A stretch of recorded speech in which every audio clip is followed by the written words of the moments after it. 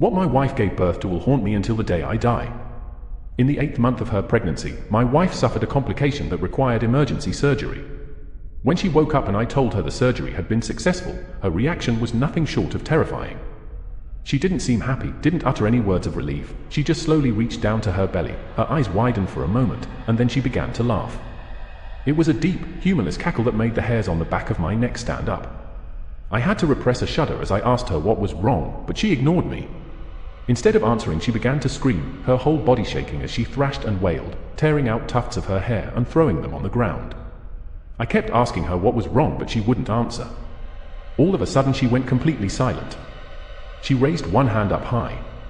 She paused for a moment, our eyes locked, and she brought her hand down with all her strength, plunging her long fingernails into her stomach.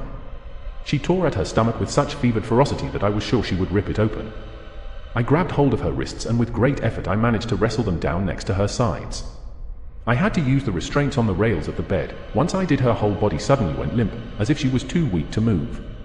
I sat down beside her bed. I could hear my voice shaking as I tried desperately to calm her down. "It's all right, honey. It was just a small complication after all. Soon we'll have a beautiful baby boy. Our son. It'll all be worth it then." She slowly turned her head towards me. Her eyes were dead, devoid of humanity. She began whispering, her head lolling limply around on her shoulders. I leaned in close to hear what she was saying. It was just one sentence, repeated over and over. "Get it out of me." She refused to speak at all for the next week. Sometimes she would just lay there, totally limp and motionless.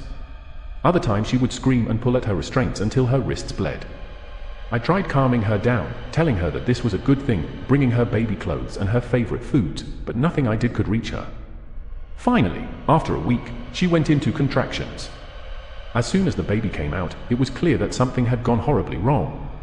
The stench was unbearable, a sick, nauseatingly sweet smell, but the baby was worse.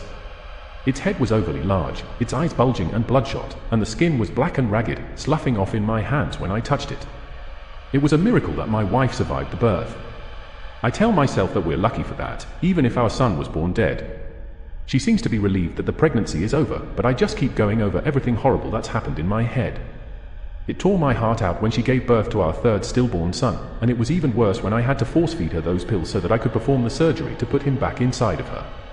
If we're going to hold our marriage together through this tragedy, we'll both need something to look forward to. I think I'll go tell her I'm ready to try again. Maybe it will cheer her up. X.